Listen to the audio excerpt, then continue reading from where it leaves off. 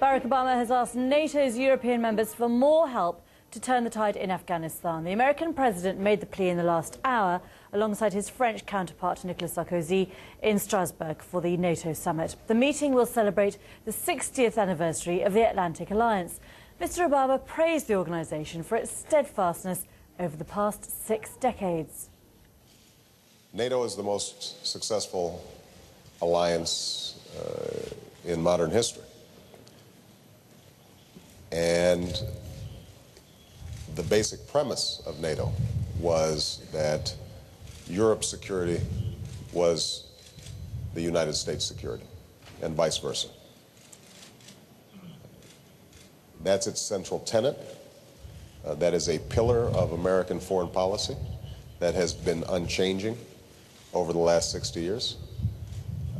It is something that I'm here to affirm, and with France's reintegration into the highest command structures of NATO, that principle will continue to be upheld. President Obama, well, the NATO summit's deliberations on Afghanistan will be watched closely too, and President Sarkozy has been speaking about the NATO summit.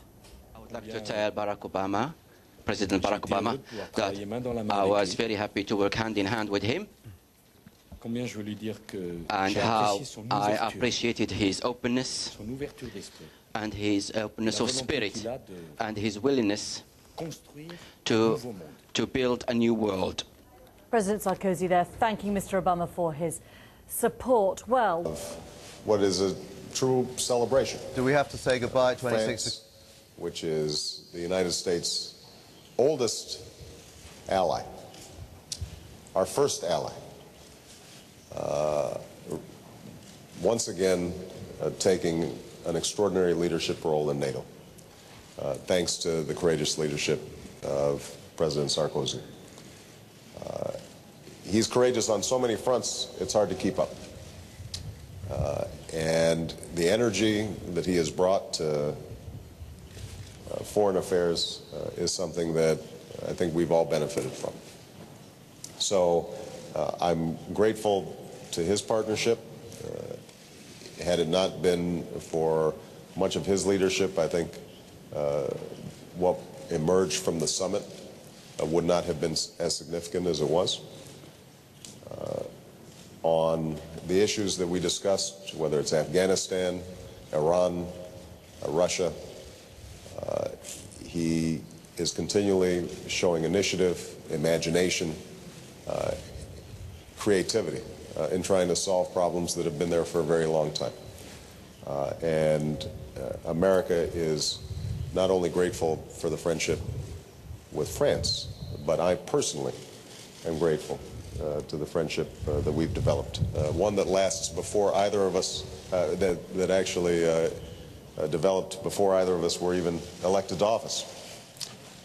And it has only grown stronger since. So this has been a very productive conversation. I look forward to further productive conversations this evening and tomorrow surrounding NATO's mission.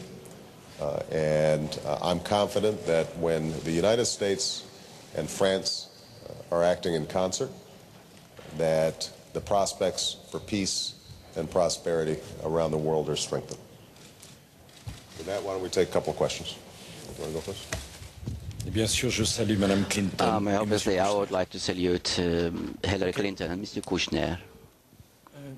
Monsieur le Président, vous avez expliqué aux Français que you explained to the French people that the return of France to the NATO full membership will...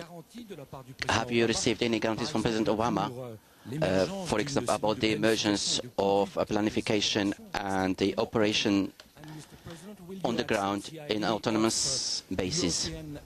European caucus within NATO. As you know, I've always been convinced that the United States and France belong to the same family. We are here in Strasbourg. I love history, and I would like to tell the French people, you should never know what the American democracy has done for us. 6th of June, we will be in Normandy to pray on in the cemetery and to salute the soldiers. This is very significant for our mutual history. During my talks with President Obama, I have full faith in his word and also his intelligence. I have full confidence. President Obama doesn't need me to understand that a strong Europe, that a Europe which has defense at its forefront is the best bet for America. Mr. Obama doesn't want weak allies. He needs people who assume responsibilities and who stand up to the challenges. Of course, that has not been horse trading. Our region in NATO command, this is the same vision of the world, of the same family. We don't want to impose our values on anybody, and we do not want others to dictate to us. And also I would like to address the French people. What is extraordinary is that over the past 10 years we've seen soldiers within the NATO who refuse to take part in operations. I would like to be transparent and honest with my compatriots. I would like to shoulder my responsibilities. NATO has been on the ground for the past 60 years. The United States has allies and friends, and it's only perfect that France has friends and allies and stand up together, independent, because our choices are choices of conviction. Well, let me just respond to your question very quickly. NATO is the most successful alliance in modern history. And the basic premise of NATO was that Europe's security was the United States' security, and vice versa. That's its central tenet. That is a pillar of American foreign policy that has been unchanging over the last 60 years. It is something that I'm here to affirm, and with France's reintegration into the highest command structures of NATO, that principle will continue to be upheld. I want to echo what President Sarkozy just said. We want strong allies. We would like to see Europe have much more robust defense capabilities. That's not something we discourage. We're not looking to be the patron of Europe. We're looking to be partners with Europe. And the more capable they are defensively,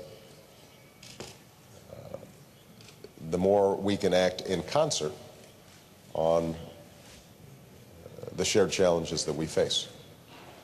And so, one of my messages to our NATO allies is going to be the more capability we see here in Europe, the happier the United States will be, the more effective we will be in coordinating our activities. Okay. Holly Bailey?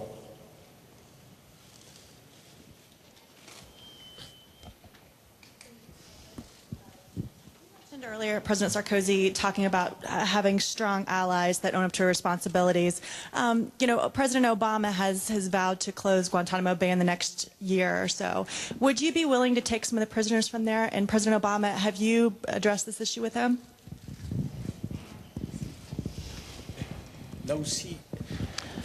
Again, what I think is that democracy obliges us to speak the truth to the people and be clear. I'm one of those who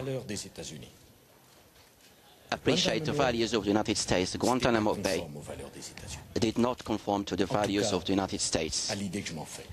And as far as my idea goes, my way of thinking, I was happy and proud that the United States took the decision which we were waiting for, which is to close this camp. My profound conviction is that we cannot fight terrorism using the method used by the terrorists themselves. We should fight them with the methods of democracy.